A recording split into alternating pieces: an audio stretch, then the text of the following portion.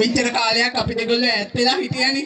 ඒ නිසා දැන් මං අනිවාර්යයෙන්ම දැන් ඔයාලා සිංහල ඉගෙන ගන්නවා වගේම මම මෙහි පොඩ දැන් එක දෙමළ තමිල් වචන ඉගෙනගෙන ඔයගොල්ලන්ගේ මෙහෙන් යන්න ඉස්සෙල්ලා මගේ එකම බලාපොරොත්තුව භාෂාව සාමාන්‍ය තත්යකට ඔයාලා එක කතා කරන්න මං අනිවාර්යයෙන්ම මං ඒ දේ කරනවා.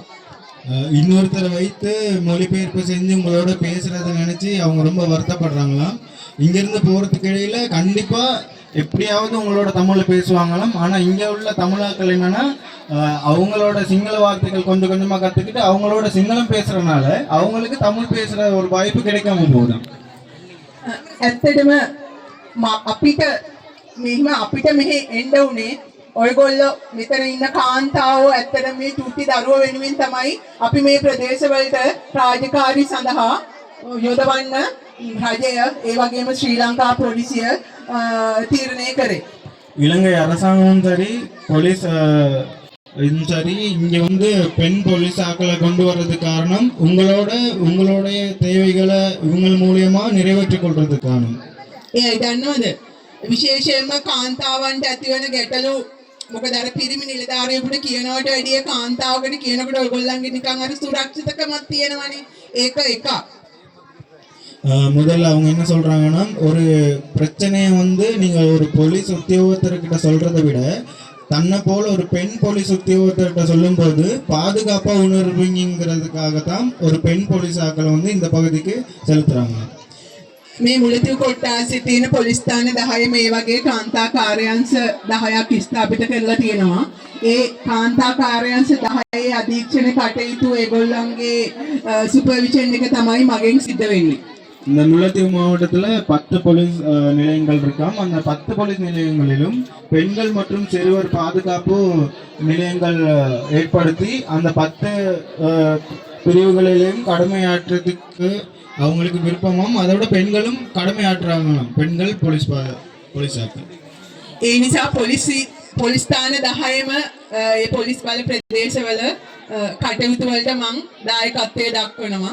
ඒ අතර ඇත්තට මේ පාස්ටර් නෝබර්ට්ලා ඒ වගේ පාස්ටර්වරුන්ගේ මේ සංවිධාන වලින් ඇත්තට මට මහා ලොකු මෙහෙයක් සිද්ධ වෙලා තියෙනවා.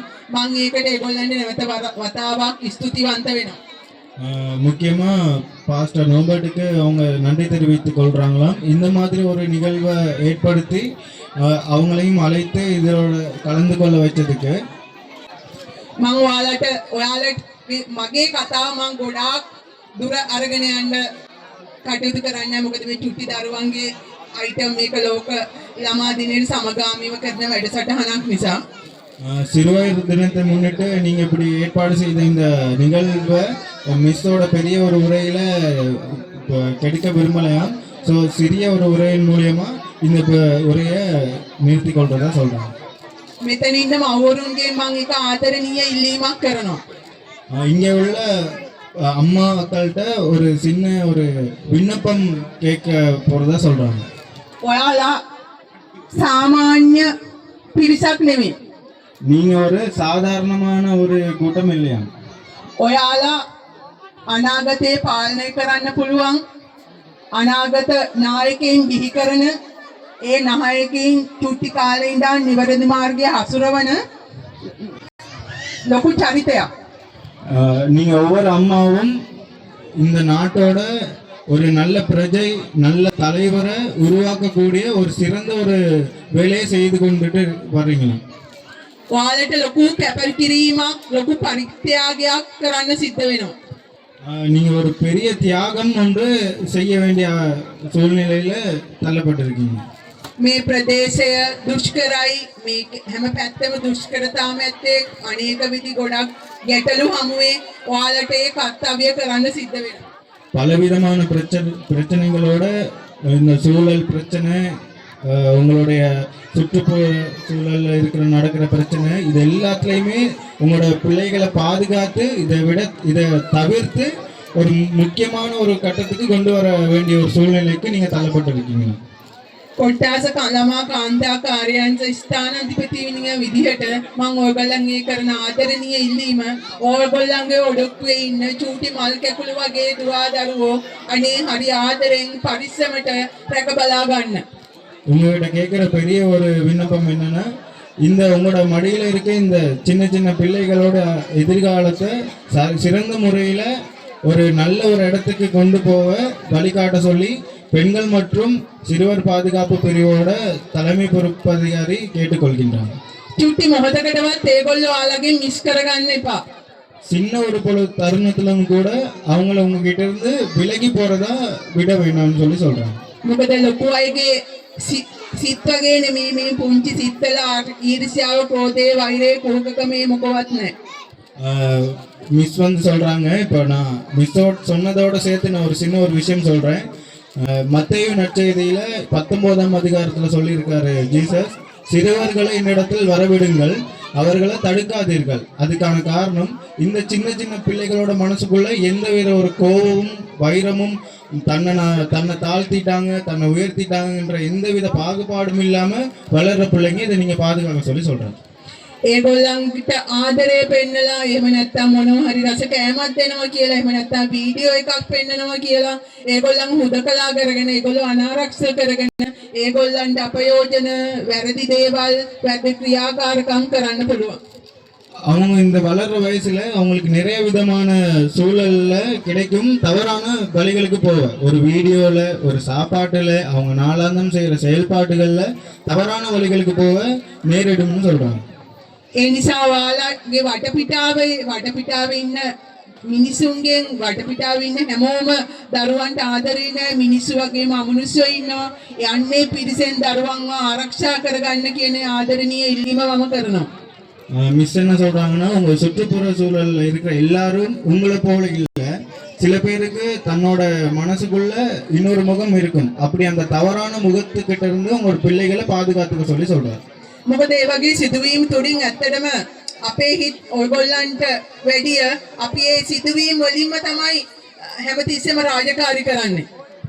உங்களுக்கு இது தெரிய வாய்ப்பில்லை. ஏன்னா நாங்கள் நாளாந்தமும் ஏதோ ஒரு பிரச்சனையில் நாங்கள் இதை பார்த்துக்கிட்டு இருக்கோம். ஒரு சின்ன பிள்ளையா இருக்கட்டும், அது வளர்ந்ததுக்கு அப்புறமா இருக்கட்டும், நிறைய பிரச்சனையை நாங்கள் சந்திக்கிறோம். හරි සංවේදී මනසට හරි ප්‍රීඩා කරන, අපිට මානසික ආතතිය ඇති කරන සිදුවීම් තමයි මේ වසම් 10 තුලදම සිද්ධ වෙන්නේ. இந்த 10 பிரிவுகளையும் நாங்கள் பார்க்கறது எங்களுடைய மனசு கூட ஒரு கட்டத்துல கடினமாகக்கூடிய, கஷ்டப்படக்கூடிய சில பிரச்சனைகளை தான் நாங்களும் பார்த்து வருகிறோம்னு சொல்லி சொல்றாங்க. මම ඉච්චරම කියන්නේ මේ මෑතක වෙච්ච ගිය මාසේ 17 වෙනිදා වෙච්ච පුදුකුඩිරිප්පු ඔයගොල්ලන්ගේ ආසන්නතම පොලිස් ඒරියා එකේ අවුරුදු 8ක දරුවෙක් ස්ත්‍රී දූෂණයට හා බරපතල ලිංගික අපයෝජනයට ලක් වෙනවා. கடந்த மாதம் 17ஆம் தேதி இந்த முல்லைத்தீவோட பக்கத்து உங்களுடைய ஊரை சேர்ந்த, புதுக்குடியிருப்பு ஊரை சேர்ந்த ஒரு 8 வயசு குழந்தை வந்து பாலியல் தொல்லைக்கு உட்பட்டு பெரிய பிரச்சனை ஒன்று நடந்தது. ஸோ அதனால தான் சொல்றாங்க மிஸ், உங்களுடைய குழந்தைகளையும் நீங்க தான் பாதுகாக்கணும்னு சொல்லுங்க. ඒ දරුවගේ අම්මා තාත්තා දෙන්නම වෙනින් විවාහයක් කරගෙන අත්තම්මා එක්ක ඉන්නේ. அவங்களோட பெற்றோர்கள் வந்து அந்த சிறு குழந்தையை விட்டு விலகி வேறு திருமணம் செய்து இப்போ அந்த பிள்ளை தன்னோட தாய் வீட்டில் இருந்தனால தான் அப்படி ஒரு சூழ்நிலைக்கு தள்ளப்பட்டிருக்கு. දරුවට වීඩියෝ එකක් පෙන්නන්න එන්න කියලා තමයි දරුවා ගෙන්නගෙන දරුවා ඒ අපයෝජනයට ලක් කරන්නේ. அந்த பாலியல் தொல்லை எப்படி நடைபெற்றிருக்குன்னா, அந்த பிள்ளைக்கு ஒரு வீடியோ காட்டுறதா சொல்லி கூப்பிட்டு தான் அப்படி ஒரு சம்பவம் நடந்ததாம். ඔයාලා හිතන්න ඔයාලගේ ඔඩොක්කුවේ ඉන්න දරුවට ඒ දරුවා ඒ හා සමාන දරුවෙක්. ඒ නිසා ඔයගොල්ලන්ට ලොකු වගකීමක්, ලොකු කාර්යයක් තියෙනවා. ඔයගොල්ලෝ දරුවෝ වගේම ඔයගොල්ලන්ගේ වටාපිටාවේ ඉන්න දරුවෝ ගැනත් සැලකිල්ලෙන්, සැලකිලිමත් අවධානයෙන් කටයුතු කරන්න. உங்களோட மடிகளில் இருக்கிற உங்களுடைய குழந்தைகளும் சரி, உங்கள் குழந்தை வயசுல இருக்கிற பிள்ளைகளும் சரி, அவங்க மேல ஒரு பாரிய பொறுப்பு இருக்கு உங்ககிட்ட, அந்த பிள்ளைங்களோட பாதுகாப்புக்காக. මේ ලෝක ළමා දින සතියේ මම ඔයගොල්ලන්ගේ ආදරණීය ඉල්ලීම කරන්නේ ඒ වගේ චුට්ටි සිදුවීම් වලින් ওই චුටි මනසට වෙන හානිය ඒක මුළු ජීවිත කාලයටම බලපානවා. ඒ නිසා මේ දරුවන්ව පරිස්සමට රැක බලා ගන්න. இந்த சிறுவர் தின வாரத்துல மிஸ் வந்து உங்ககிட்ட கேட்டுக்கொள்ளக்கூடிய ஒரு பெரிய ஒரு விஷயம் என்னன்னா, இந்த மாதிரி உங்களுடைய பிள்ளைகளுக்கும் சரி, உங்களோட மற்ற பிள்ளைகளுக்கும் சரி, ஏதோ ஒரு சம்பவம் நடந்திருந்த அந்த மாதிரி அதோட பாதிப்பு வாழ்நாள் ஃபுல்லாக அந்த பிள்ளையோட மனசுல இருக்கும். ஸோ அந்த இடத்துல இருந்து அவங்கள தவிர்த்து அவங்களுக்கு ஒரு சரியான ஒரு பாதுகாப்பையும் எதிர்காலத்தையும் கொடுக்க சொல்லி கேட்டுக்கிறாங்க. ඒ නිසා මම ඔයගොල්ලන්ගේ ආදරණීය ඉල්ලීමකට මේ චූටි දමල් කැකුළු පරිසම් කරගන්න ඔයගොල්ලන්ට තව අවුරුදු 10 12කින් ඇත්තටම මෙතන ඉන්න දරුවෝ තමයි මේ රටේ අනාගතය බාර ගන්න ඉන්නේ. වෛද්‍යවරු ඉන්නවා, ડોක්ටර්ස්ලා ඉන්නවා, මැති ඇමතිවරු කොටිම අපි කවුද දන්නේ මෙතන 3 forces commanders ලා IGP රටේ මැති ඇමතිවරු ඒ වගේම පොලිස් මේ ජනාධිපති අගමැති උනත් මෙතන මේ දරුවන්ගෙන් කෙනෙක් බිහි වෙන්න බැරි කමක් නැහැ. இன்னும் ஒரு 15 வருஷத்துக்கு அப்புறம் இங்கனிக்குள்ள சில பேர் வந்து ஒரு போலீஸ் உத்தியோகத்தராவோ இல்லாட்டி ஒரு டாக்டராவோ ஆசிரியர்களாவோ இல்லைன்னா சமூகத்தில் மதிக்கக்கூடிய ஒரு பெரிய ஒரு ஆளாவோ ஏன் ஜனாதிபதியாக கூட ஆக முடியும் இங்கனைக்கு இருக்க ஒரு குழந்தையினால. ஸோ அவங்கள பாதுகாக்க சொல்லி சொல்றாரு. මේ වලවල් කටු ගොඩැලි කටු මේ කැලෑවල් තියෙන පාරේ දරුවන්ට තනියෙන් යන්න බෑ. ඒ පාර පාදලා දෙන්න, සුරක්ෂිත කරලා ආරක්ෂාකාරී කරලා දෙන්න, ඒ දරුවන්ට නිවැරදි මාර්ගයේ යන්න. சுற்றுப்புற சூழலில் உள்ள பாதைகள் வந்து இவங்களுக்கு பாதுகாப்பான முறையில் இல்லைன்னா அது சம்பந்தமா நீங்க அந்த பாதையை அவங்களுக்கு பாதுகாப்பான முறையில் செய்து கொடுக்கும்படி சொல்றாங்க. ඒ දරුවන්ට නිවැරදි මාර්ගය පෙන්නුවොත් ඔයගොල්ලන් ගොඩක් කැපවීමෙන් දුක් විඳලා ඒ කටයුත්ත කරොත් ඔයගොල්ලන්ට මහා ලොකු කාලයක් ඒ මේ දුක්ඛම් කටළු විඳින්න වෙන්නේ නැහැ. பாதை மட்டும் இல்ல அவங்களோட எதிர்கால பாதையும் அவங்க நடந்து போறதுக்கு அவங்களுக்கு பாதுகாப்பான ஒரு விஷயத்த கொடுக்கும்படி சொல்றாங்க. ஏன்னா இப்போ நீங்க படுற கஷ்டத்தை நாளைக்கு உங்க பிள்ளைகளும் பட வேண்டாம்ங்கிற ஒரு நல்ல எண்ணத்துல. එතකොට මෙතන ඉන්න දරුවගේ ජයග්‍රහණයට ඔයගොල්ලෝ නියමුවා වෙලා දරුවන්ට හොඳ නියමුවෙක් වුණොත් ඒ දරුවා ජයග්‍රහණය කරපු දවසට ඔයගොල්ලන්ට මොනතරම් ආඩම්බරයක්ද? உங்களோட பிள்ளைகள் நாளைக்கு ஒரு வெற்றிகரமான ஒரு பிரஜையா மாறினா அதோட சந்தோஷம் வந்தும் பெருமையும் வந்தும் வேற யாருக்கும் இல்லை, உங்களுக்கு மட்டும்தான் சொல்லி சொல்றாங்க.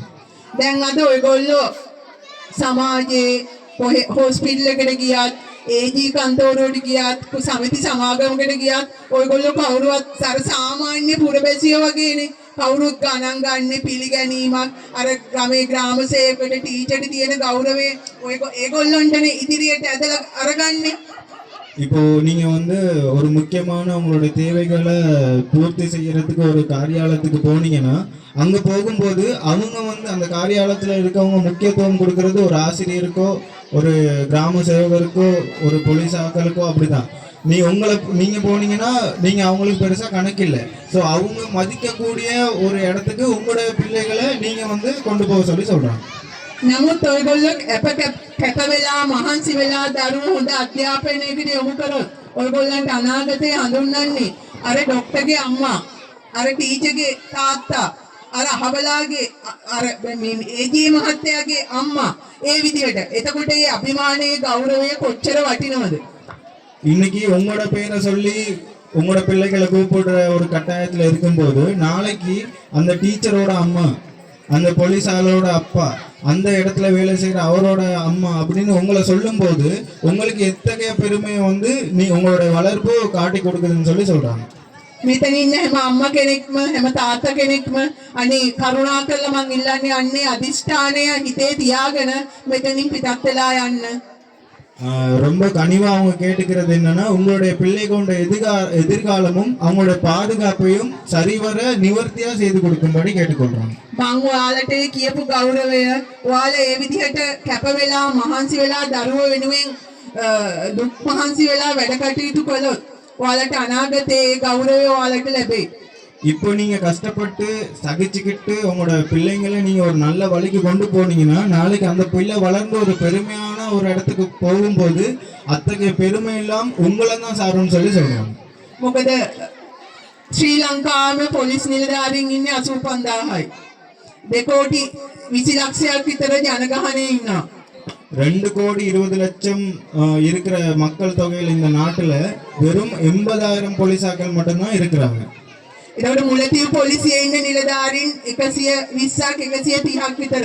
එතකොට අපිට මේ එක දරුවෙකුට එක අම්මා කෙනෙකුට වෙන් එක නිලධාරියෙක් වෙන් වෙන්න තරම් ශක්තියක් අපිට නැහැ. அப்போ இந்த முல்லைத்தீவுல வெறும் 120 போலீஸ் ஆட்கள் மட்டும்தான் இருக்காங்க உங்களுடைய பிரச்சனைகளை பார்க்க. அப்போ ஒரு குடும்பத்துல ஒரு பிரச்சனையை பார்க்கறதுக்கு தனியா ஒரு போலீஸாலேயே கொடுக்க வேண்டிய ஒரு சூழ்நிலை சில சந்தர்ப்பத்துல வருது. அப்படி செய்ய முடியாதது காரணம் இதுதான் சொல்றாங்க. අපි ඔයාලව හැම මොහොතකම දැනුවත් කරන්නේ අපිට මේ දේවල් මේ යහමාර්ගයේ පාදලා දෙන්න අපිට ඔයාලගේ සහයෝගය ඕනේ. இது அவங்க அடிக்கடி உங்களுக்கு ஞாபகப்படுத்துறதுக்கு காரணம் இத்தகைய ஒரு சூழ்நிலையிலிருந்து இதை விடுவிச்சு ஒரு நல்ல ஒரு இடத்துக்கு இந்த முல்லைத்தீவு மண்ணையும் இந்த நாட்டையும் கொண்டு போக வேண்டிய ஒரு தேவைதான் சொல்றோம். ඔයාලා නැතුව අපිට ඒ ශක්තිය ඇති වෙන්නේ නැහැ. අපි නිලධාරීන් 4-5 දෙනෙක් චුටි ලනු කොහු ලනුවක් නම් ඔයාලා කට්ටියම අපි එකතු වුණොත් ඒක තේඩාවක් කරන්න පුළුවන්. இப்போ நாங்க ஒரு சின்ன ஒரு உடுப்பு தைக்கிற நூல் மாதிரி இப்போ இந்த நூலுக்குள்ள நீங்களும் சேர்ந்து கொண்டீங்கன்னா ஒரு மிகப்பெரிய ஒரு மலையை இழுத்துட்டு போகலாம்னு சொல்றாங்க.